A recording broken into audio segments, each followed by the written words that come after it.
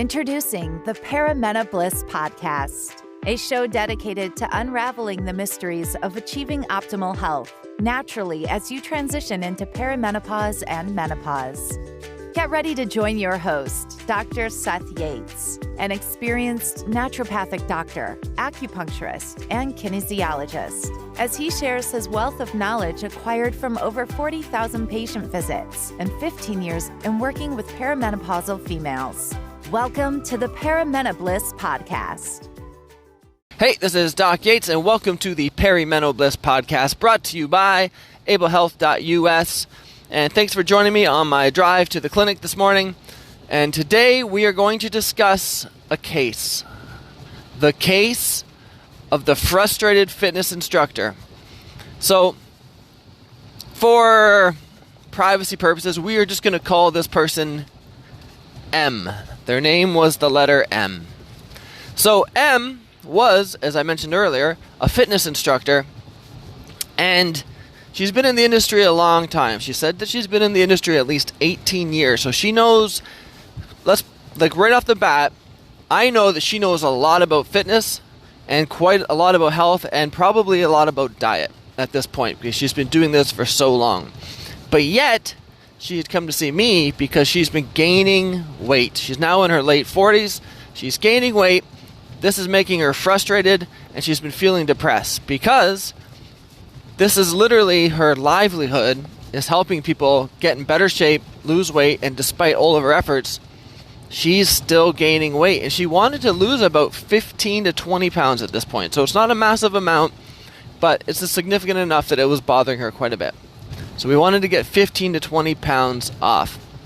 And again, she is doing regular exercise. She's not just doing her own workouts, but when she's doing classes and leading classes, when she's teaching a class, yes, she's not going as hard as she would be doing her workout, but she is still exercising during that too. So she's doing her regular workouts plus classes, 18 years. So first things first, because I knew at some point we're going to go right to the hormones, but I wanted to go and figure out a few other things. I want to figure out any stone that's kind of left unturned. That's the way I like to think about a case.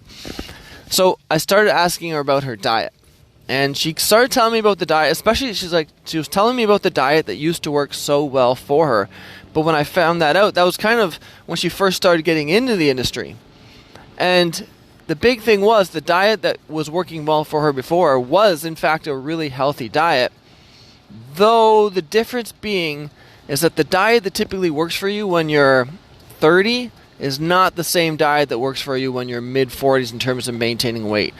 All we really had to do from the diet standpoint was pull back a little bit. She was having quite a bit of carbs with each meal, and we pulled that back so she wasn't having so many carbs. And a lot of times, especially for people that do a lot of cardio, they were always taught back then to kind of really load up on thick carbs with pasta just to get their energy up.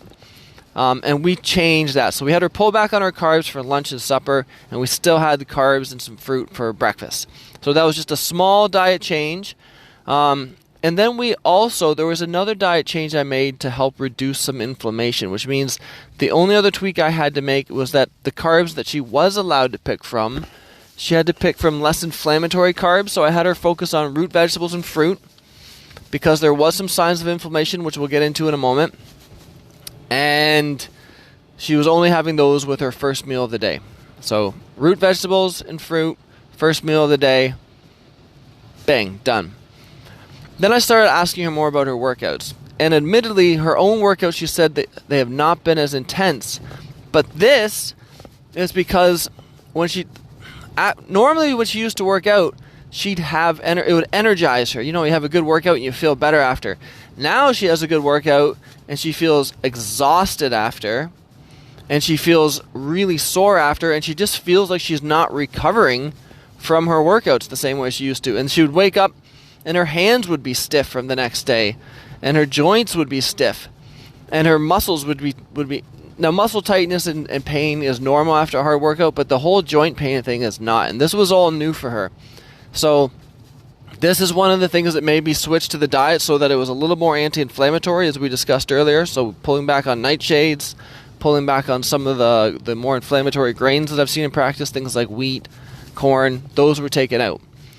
Okay, the next thing we noticed was that her sleep was terrible.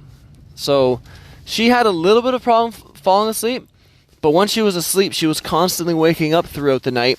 And she wasn't having hot flashes or night sweats, but she was just waking up feeling hot. So not like a full-on hot flash, but she's just feeling warm at night. So she didn't feel that it was the heat that was waking her up, but when she was waking up, she was warm.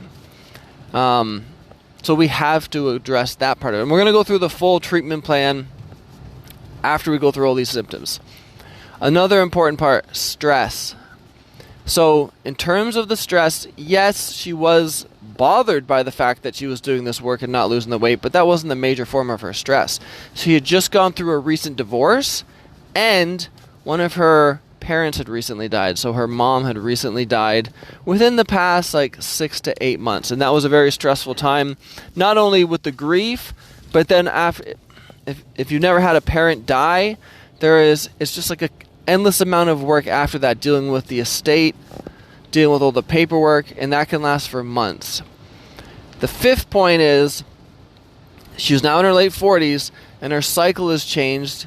She gets a period maybe now every 4 to 6 months. So it's her hormones have changed, become very irregular. So we'll give you the full breakdown now in terms of how we dealt with the case of the frustrated fitness instructor. Because in the end, it was pretty straightforward. For the hormones, we're going to work back in reverse order. For the hormones, we tested her hormones. We realized her estrogen levels were completely fine, but her progesterone levels had dropped right down. So we were able to supplement her progesterone using a progesterone cream and balance that out. And that nice thing is that the progesterone balance is pretty quick. For the stress, there's nothing I could do about the fact that the grief and everything that she was going through, because the grieving process is a natural thing. Going through a divorce is stressful. That's a natural thing. So what we wanted to work on was how can we make it so that this stress is not having such a strong physiological effect on your body. So I just gave her, as a free sample, this adrenal support tea that I like to use. I call it Adrenal Stamina, and I just gave it to her because I just wanted her to have it. So that has things like Siberian ginseng. I put holy basil in it, and I like that in there because it's a good adrenal support. It's really good when you're feeling overwhelmed, but it's also a cooling herb. So when you're dealing with someone who's feeling warm, it's a great pick and a great herb to use. It also has some licorice extract in it, which I like because when people are feeling burnt out, licorice is great. And it's also a bit of a natural anti-inflammatory since she was dealing with this inflammation. I didn't do anything else for her inflammation in terms of giving her anything, because I knew that when she made those diet changes and then when we got her sleeping better, it would improve. Now for the sleep, the only things we actually did for the sleep, well, there was progesterone that we gave her, and then we gave her some magnesium that she could take before bed. And typically what I find is this: when you give the progesterone, it makes it so they're not waking up so frequently, and when you use the magnesium, it makes it so that when they are sleeping, they're sleeping deeper. So we picked the proper dose of progesterone and the proper dose of magnesium for her and got that going. We just temporarily changed her workouts for a little bit until we got her adrenals kind of bouncing back. Because when you see someone when they're working out and instead of feeling energized, they're feeling just wiped out after, one, there's the inflammatory aspect, but two, it's usually because they actually are burnt themselves out. And sometimes the burnout that gets them there is sometimes it's physical and sometimes it's emotional. In her case, it was both. So she was burnt out because, one, her sleep was terrible, so therefore she had zero recovery. And then two, she was burnt out mentally and emotionally because of the divorce and the loss of her parent. So what we did, we still had her work out because this was, for her, this was one of her best forms of stress relief, and that's probably one of the reasons why she loved being in the industry so much. But we changed her workouts to being a little less intensive and more things like yoga. We had her do some yoga, Pilates, walking, and just focus on those things that which she would feel that she was active and moving, but without feeling completely wiped out after. And then as for the diet, I already mentioned, we just pulled back on her carbohydrates. We switched her to make sure that she was on more anti-inflammatory, pulling back on the nightshades and some of the more inflammatory grains. She already wasn't eating a lot of sugar. She already, like I said, she knows diet. So she wasn't binging on high sugar foods. She was eating whole foods. We just had to slightly modify what those whole foods were. So the big question is, what was the result? The first result was within a couple weeks, she noticed she was sleeping better and she was waking up less. Was she sleeping perfectly all through the night, like hit the pillow, wake up the next morning at 8 a.m.? No. But she was sleeping so that instead of waking up, 2 or 3 times a night and being stuck awake, she maybe would wake up, usually because she had to go to the bathroom. She never told me that, but she had to wake up to go pee. Then she could fall back asleep, no problem. And she started feeling a lot more refreshed in the morning. By the time she was about 3 weeks in, the achiness and everything was starting to reduce quite a bit in her joints, and she was feeling more refreshed. At that point, she wanted to start working out harder, and I said no. Because once you start building up your energy, people want to go spend all their energy before they build it more up. So we still had her maintain the same types of workouts. We still had her maintain the adrenal tea. We got her a refill of the adrenal tea. She liked it, so she was drinking a lot of it. And we just kept that going. After about 5 weeks in, she was back to her old self again. So it took a little bit of while. It took a while. It took 5 weeks, but then she was back to her old self.